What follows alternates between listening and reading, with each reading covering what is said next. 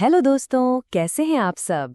मैं हूं आपकी होस्ट और आज मैं आपके लिए एक ऐसी किताब की समरी लेकर आई हूं जो सिर्फ सेल्फ हेल्प नहीं बल्कि एक गहरी आत्मिक खोज है।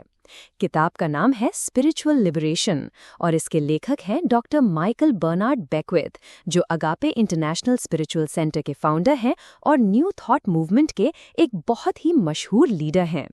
हम सब अक्सर अपनी लाइफ में लिमिटेड फील करते हैं, फिजिकल, फाइनेंशियल, इमोशनल लिमिट्स। हमें लगता है कि हम अपनी लाइफ के विक्टिम हैं। हम अपनी पोटेंशियल को पूरी तरह से रियलाइज नहीं कर पाते। बेकविथ कहते हैं कि हमारी सारी लिमिटेशंस असल में हमारी सोच की लिमिटेशंस हैं। हम एक डिफ़ॉल्ट सेटिंग पर जी रहे हैं, एक ऐसी कॉन्शियसनेस की स्टेट जहां हम खुद को अपने पास्ट, अपनी परेशानियों और अपनी सोसाइटी की कंडीशनिंग से आइडेंटिफाई करते हैं। इस डिफ़ॉल्ट सेटिंग की वजह से हम अपने असली, अनंत, इन्फिनिट सेल्फ को पहचान नहीं पाते। हम भूल जाते हैं कि हम डिवाइन हैं, कि हमारा सोर्स अनलिमिटेड है। स्पिरिचुअल लिबरेशन का मतलब है इस डिफ़ॉल्ट सेटिंग से जागना, अपने दुख और अपनी लिमिटेशन से आज़ाद होना और अपने सोल्स पोटेंशियल, आत्मा की क्षमता को पूरी तरह से रियलाइज करना। ये कोई रिलीजियस किताब नहीं है, बल्कि ये एक स्पिरिचुअल फ्रेमवर्क है जो आपको अपनी इनर पावर को डिस्कवर करने में मदद करता है। बेकविथ हमें बताते हैं कि हम इस दुनिया में सिर्फ जीने के लिए नहीं आए हैं, हम यहाँ कुछ बड़ा करने आए हैं, अपने अंदर की सच्चाई को बाहर लाने आए हैं। ये किताब इस अवेकनिंग की यात्रा को समझाती है। चलो इसके मुख्य कॉन्सेप्ट्स को डिटेल में समझते हैं। Part 1, the human predicament, consciousness की कैद। Human predicament, the prison of consciousness. Michael Bernard Beckwith कहते हैं कि हम इंसान एक स्पिरिचुअल एमनीशिया में जी रहे हैं। हम भूल गए हैं कि हम असल में कौन हैं। हम खुद को सिर्फ एक फिजिकल बॉडी या एक लिमिटेड माइंड समझते हैं। यही हमारी कैद है। द डिफ़ॉल्ट सेटिंग, हम अपने बचपन के अनुभवों से, अपने पेरेंट्स से, अपने टीचर्स से और सोसाइटी से बहुत सारे बिलीफ्स एक्सेप्ट कर लेते हैं। ये हमारी डिफ़ॉल्ट सेटिंग बन जाती है। इस डिफ़ॉल्ट सेटिंग में हम अक्सर खुद को लिमिटेड, फियरफुल और इनएडिक्वेट मानते हैं। हमें लगता है कि हमारे पास काफ़ी नहीं है। The power of perception, Beckwith कहते हैं कि हमारी रियलिटी हमारी परसेप्शन का नतीजा है। हम जैसा देखते हैं वैसा ही हमें मिलता है। अगर आप दुनिया को डर और कमी से देखते हैं तो आपको वही मिलेगा। अगर आप दुनिया को अबंडेंस और पॉसिबिलिटीज से देखते हैं तो आपको वही मिलेगा। आपकी सोच आपकी रियलिटी को क्रिएट करती है। The myth of scarcity, ego, जैसा एकार्ट टोले कहते हैं, हमेशा कमी में जीता है। उसे लगता है कि रिसोर्सेज लिमिटेड हैं और उसे उनके लिए लड़ना पड़ेगा। ये मिथ हमें कंपटीशन और ग्रीड की तरफ धकेलता है। पर सच्चाई ये है कि यूनिवर्स अनंत है और उसमें सबके लिए बहुत कुछ है। कमी का एहसास सिर्फ हमारे दिमाग में है। The 4 stages of spiritual growth, आध्यात्मिक विकास के 4 चरण। बेकविथ इंसान के स्पिरिचुअल एवोल्यूशन को 4 स्टेजेस में बांटते हैं। ज्यादातर लोग पहले 2 स्टेजेस में फंसे रहते हैं। द विक्टिम, पीड़ित, इस स्टेज पर आपको लगता है कि आपकी लाइफ आपके कंट्रोल में नहीं है। आपकी सारी प्रॉब्लम्स दूसरों या हालातों की वजह से हैं।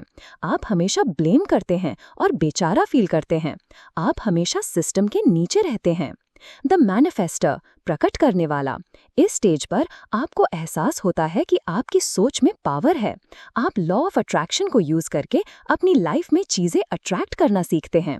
आप विशफुल थिंकिंग करते हैं। ये बेहतर है विक्टिम से, पर यह भी अधूरा है क्योंकि यहाँ भी आपका फोकस बाहर की चीजों को पाने पर है। द चैनल, माध्यम, इस स्टेज पर आप रियलाइज करते हैं कि आप सिर्फ मैनिफेस्ट नहीं करते बल्कि आप एक चैनल हैं डिवाइन इंटेलिजेंस के लिए। आप अपने ईगो को साइड में रख देते हैं और यूनिवर्स की एनर्जी को अपने थ्रू काम करने देते हैं। आप अपना हायर पर्पस ढूंढते हैं। द बीइंग, होना, ये आखिरी स्टेज है जहां आप पूरी तरह से जागृत हो जाते हैं। आपको एहसास होता है कि आप वही डिवाइन कॉन्शियसनेस हैं। आपको कोई कमी महसूस नहीं होती। आपको हमेशा शांति और जॉय महसूस होता है। आप बीइंग की स्टेट में होते हैं, ना कि बिकमिंग। ये किताब आपको इन स्टेजेस में आगे बढ़ने का रास्ता दिखाती है। वाओ!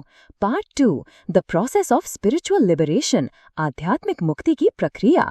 स्पिरिचुअल लिबरेशन एक प्रोसेस है जहां आप अपने लिमिटेशन से आज़ाद होते हैं और अपनी सोल्स पोटेंशियल को रियलाइज करते हैं।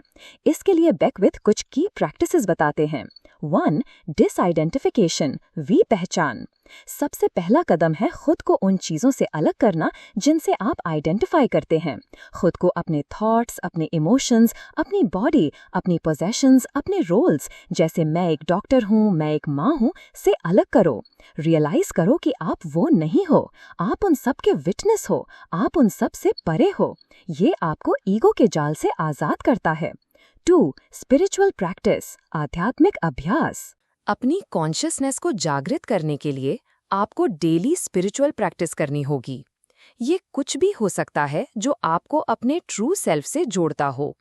मेडिटेशन, रोज मेडिटेशन करो, अपने दिमाग को शांत करो, अपने थॉट्स को ऑब्जर्व करो, अपने अंदर की शांति को महसूस करो। अफर्मेशंस, पॉजिटिव अफर्मेशंस का इस्तेमाल करो। अपने आप से कहो, मैं अनंत पॉसिबिलिटीज हूँ, मैं डिवाइन हूँ।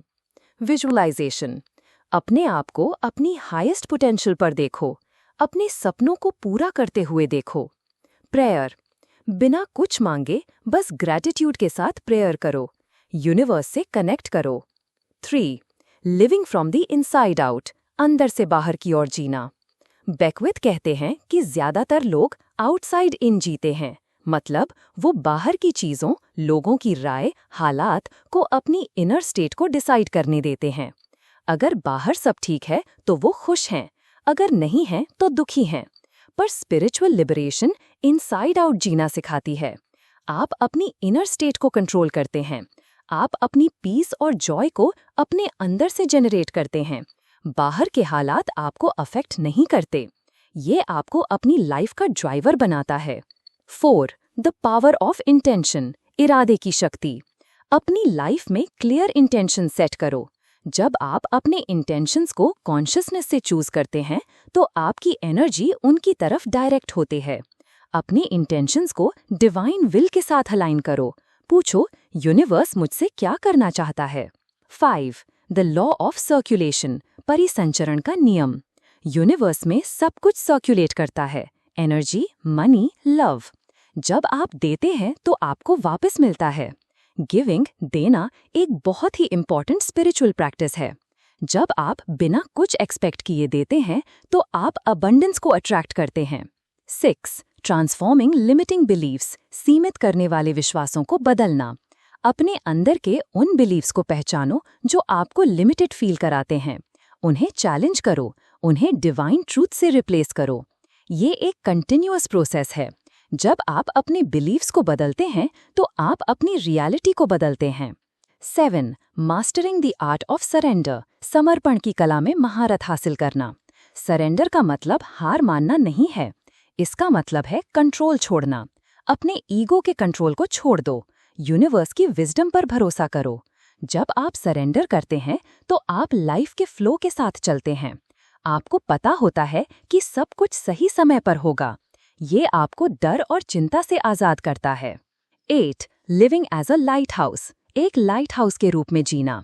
जब आप जागृत हो जाते हैं तो आप दूसरों के लिए एक लाइट हाउस बन जाते हैं। आपकी इनर पीस, आपकी जॉय, आपकी विजडम दूसरों को भी इंस्पायर करती है। आपको दूसरों को सिखाने की जरूरत नहीं पड़ती, आप बस होकर ही उन्हें इंस्पायर करते हैं। Part 3. The call to evolution, नई धरती बनाना। The call to evolution, creating a new earth. Michael Bernard Beckwith कहते हैं कि इंसानियत एक एवोल्यूशनरी क्राइसिस से गुजर रही है। हमारा पुराना ईगोइक तरीका ऑफ एग्जिस्टेंस अब सस्टेनेबल नहीं है। हमें एक नए तरीके से जीना होगा। यही अ न्यू अर्थ, जैसा एखार्ट टोले ने बताया है, का कॉन्सेप्ट है। 1. द एंड ऑफ सेपरेशन, अलगाव का अंत। ईगो हमेशा सेपरेशन, अलगाव क्रिएट करता है। मैं वर्सेस तुम, हम वर्सेस वो। इसकी वजह से कॉन्फ्लिक्ट्स, युद्ध और भेदभाव पैदा होते हैं। जब हम ईगो से जाग जाते हैं तो हम रियलाइज करते हैं कि हम सब एक दूसरे से जुड़े हुए हैं। हम सब एक बड़े कॉन्शियसनेस का हिस्सा हैं। यही यूनिटी कॉन्शियसनेस है। 2. Compassion as the core. जब हम सेपरेशन को तोड़ देते हैं तो हमारे अंदर कंपैशन अपने आप पैदा होती है। हम दूसरों के दुख को अपना दुख समझते हैं। हम दूसरों की खुशी में अपनी खुशी ढूंढते हैं। कंपैशन कोई ऑप्शन नहीं है, ये एक नेचुरल आउटकम है अवेकनिंग का। 3. बियॉन्ड रिलीजन, धर्म से परे। बेकविथ कहते हैं कि स्पिरिचुअल लिबरेशन किसी एक रिलीजन तक सीमित नहीं है। हर रिलीजन में सच्चाई है, पर हम अक्सर रिलीजन को रूल्स और डॉगमास में बंद कर देते हैं। स्पिरिचुअल लिबरेशन इन सब बाउंड्रीज से परे है। ये डायरेक्टली डिवाइन से कनेक्ट करने की बात है। 4. द प्लैनेटरी अवेकनिंग, ग्रहों की जागृति। जब ज्यादा से ज्यादा लोग जागृत हो जाएंगे तो ये एक प्लैनेटरी अवेकनिंग बन जाएगी। तब दुनिया में कॉन्फ्लिक्ट्स कम होंगे, पर्यावरण की तबाही रुक जाएगी, लोग ज्यादा शांति से रहेंगे।